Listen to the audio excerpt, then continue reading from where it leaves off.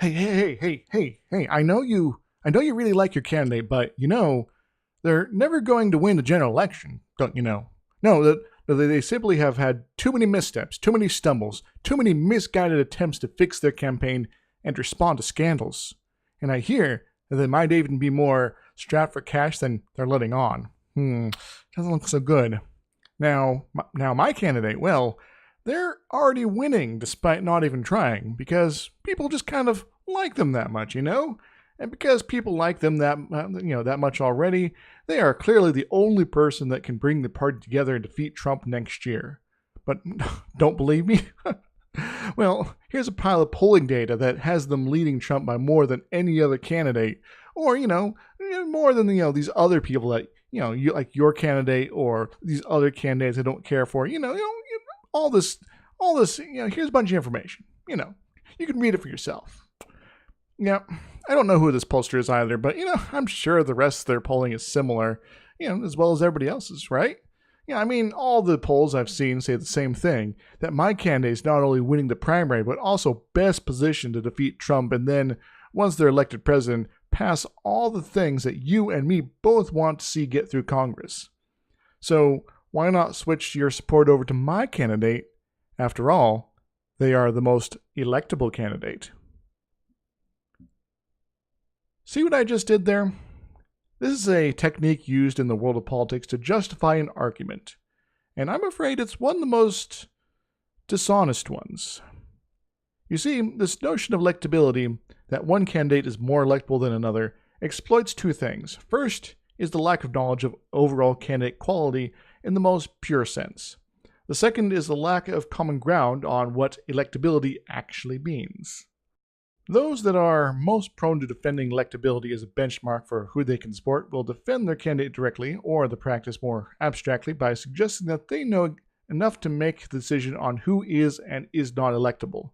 They might cite easy, to collect, or established facts such as early poll numbers, perception of established strength of the public sphere, as far as how much positive buzz there is around them, and the fact that some candidates are, old white guys and they're just a shoo-in to win, right?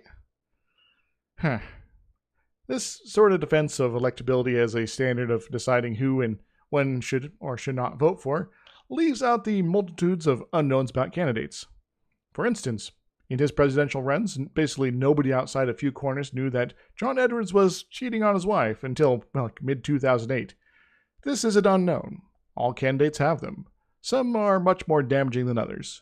And so to assume that your candidate of choice lacks such unknown liabilities is a terrible decision on your part, especially if one wants to actually win the general election.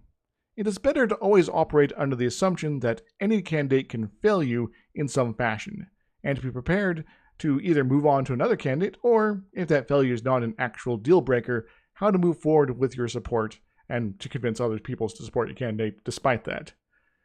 But what you don't do is to stick your fingers in your ears and pretend that everything will just be alright. Because when it isn't fine, well, you'll be blind to the fact that people are abandoning your candidate. So yeah, don't fall in love so much that you just assume that your candidate of choice can do no wrong. Also, what if you don't actually know what makes a candidate better at winning the general election? This is an honest question, and one I ask myself from time to time. I try to study strategy in politics from time to time and have realized how wrong tons of people are in their arguments for what works and why. Professional strategists sometimes claim the most ridiculous things are reasons why a certain candidate will do well, and then go on to be proven completely wrong on that. I mean, everyone remembers the presidencies of Al Gore and John Kerry and Hillary Clinton, right? Yeah.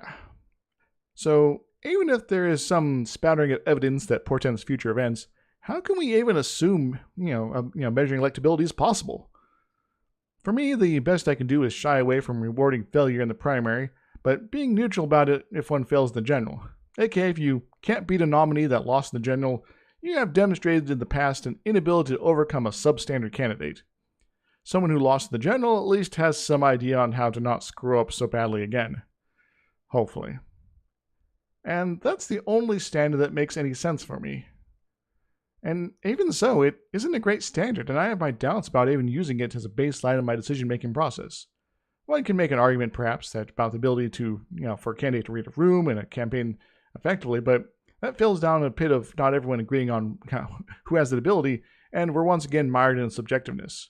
If there was a better way to measure this, I might be more inclined to support such a standard as part of the full equation of who I'd be aiming to support, but at the moment I am much more prone to taking the evidence that would support this standard of electability and use as a standard of effectiveness in governing as well as responsibility, not anything, relating to electability. Which reminds me that I have higher priorities anyway than this notion of electability, so yeah, maybe, at least as far as my own pondering about electability, it's kind of a moot point. Anyway, I shared my half-assed standard of what might count as electability, but not everyone has the same standards. The notion of common ground. Not everyone who cites electability as the core feature they're looking for has the same standard for what that means. And you know how people are. They're not interested in giving a complete rundown of what that might mean for them when, engaged in light conversation. They're going to say, oh, this guy is the most electable, so I want to win, so he's my guy, And then, just be done with it. They have no interest in going further, even if they're prompted to. I've tried. It's a conversation that doesn't go anywhere with some folks. So they have it in their head some vague notion of what is electable, and they tell someone else that this candidate is electable. The second person has a completely different idea of what that means potentially, but because the conversation doesn't go beyond the surface level, it ends there. And then this person passes on the same message, surface level as it might be, to the next person who has a third set of standards different than the first two. See the problem here? The argument exploits and spreads from person to person without actually holding anything of substance itself. It fits nicely over top your own biases and worldview without challenging them, and then can, fit with someone else's ideas without a problem. A one argument fits all approach. And because it lacks any substance, that means it's an argument that isn't an argument at all. It's a deception. It is a lie. It is a lie suggesting that everyone else around you shares the same view on what makes a good candidate. And thus you simply smile and nod along with them, assuming that this candidate and that they are arguing for has met all of your own criteria without actually checking to make sure that's true. And maybe the candidate does meet all your criteria, but what if it doesn't? Wouldn't you feel, like you've been lied to? I kind of hope so, Gives the interaction more impact after all. Perhaps, helps you makes you more resistant in the long term to such arguments such as this. Because in the end, I want you to learn a lesson from the experience. And because electability is, at its core, either reliant on a shaky foundation in terms of those who will share their standards, or a complete lie for those who don't, that makes it a terrible standard for how to choose a candidate. Especially if your choice is being prompted by someone else. Because what, being either lied to or, directly via rhetorical sleight of hand or omission is really about. It's about manipulation. It is a means to build a narrative that is not grounded in the reality of the world, to prompt you to take action, to vote for a specific candidate that you would otherwise have no interest in supporting, to even take action that you now think is good for you, but in reality is actually potentially very detrimental. That could even, surprise, surprise, be an action that runs counter to the stated arguments being put forward. I mentioned before the habit of talking heads on the news channels, being often wrong. A lot of the time it's because they are either, working for a particular campaign or are fully invested partisans of some form, and thus are highly motivated, often by financial incentives, but sometimes other things, to tell yarns that suggest their candidate of choice will be the best. Good motivation to lie, To craft a story that will repeat by others who need no such motivation, to craft a mimetic virus that will spread across the nation and get everyone repeating the same slogans. But then these slogans, these ideas, these strategies end up falling apart. Because any number of reasons, of course. But the idea of the strength of the strategy was part of the larger effort to support their cause. Because if you can get enough people on board with doing something, it can become a self-fulfilling prophecy. Or in short terms, these stories are built in order to get you to make them be true. But often this doesn't work. I mean, everyone remembers the presidencies of Jeb Bush, Mitt Romney, and John McCain, right? So the argument from electability is generally used as a means to manipulate you to support a candidate without actually giving you a real reason to do so. So maybe you're now more resistant to it. You are now going to go out and find the candidate to fall in love with without using it as a consideration, and now you're in love, and now you're pushing arguments for why others should support your candidate. Are you suggesting electability as one of them? It's kind of hard not to, honestly. I mean, everyone else seems to be doing it as well, right? Either to support your candidate or someone else's, so you gotta fight fire with fire, right? The reason I made this video is to discourage the use of such an argument at all. Not just to pull, the curtain back on it, to, inform you what's going on. I want people to stop using this argument. I'd rather you not try to fight fire with fire, but to throw some water on this nonsense. To whenever someone says that their favorite is the most electable candidate to call, just go out and call them on it. To point out how that's a damn dirty trick they're pulling right there, and that you're just not going to have any of it. If you feel angry about being manipulated, yeah, this is a situation where it's okay to get angry. Like, don't get into a fight or anything like that, but make it clear you're not interested in putting up with this nonsense.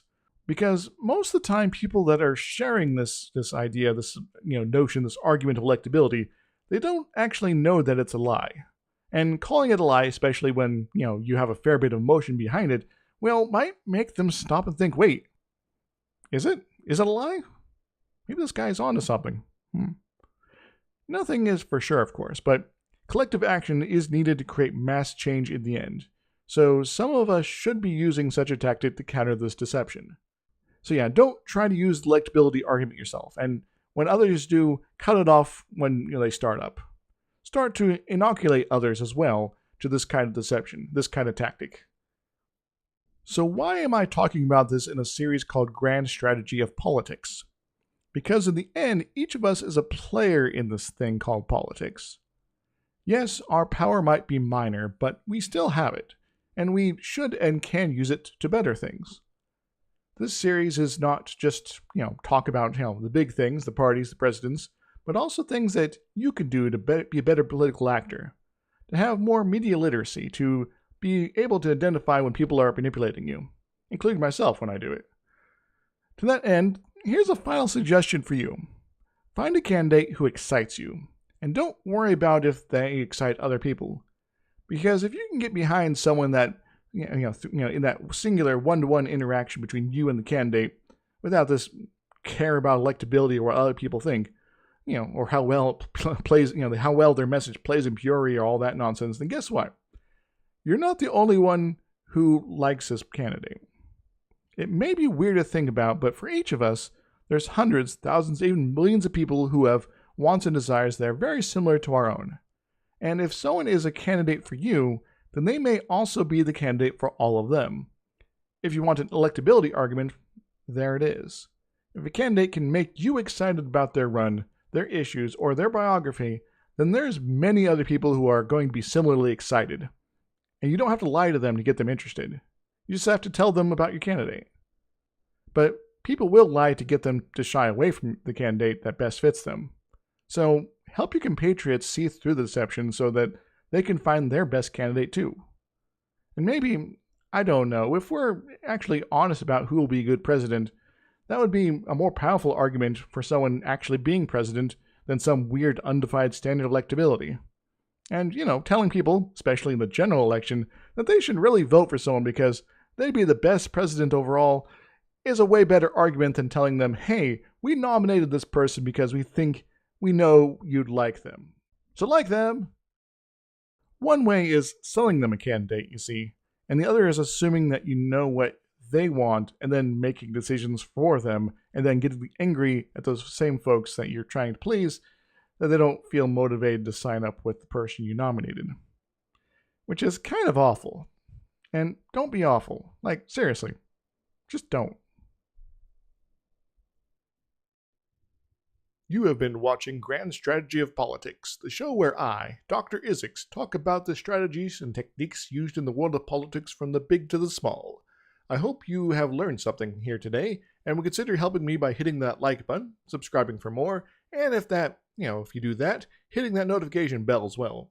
And if you want to help me out more directly, I do have a Patreon, link down below. And until next, everybody, toodles.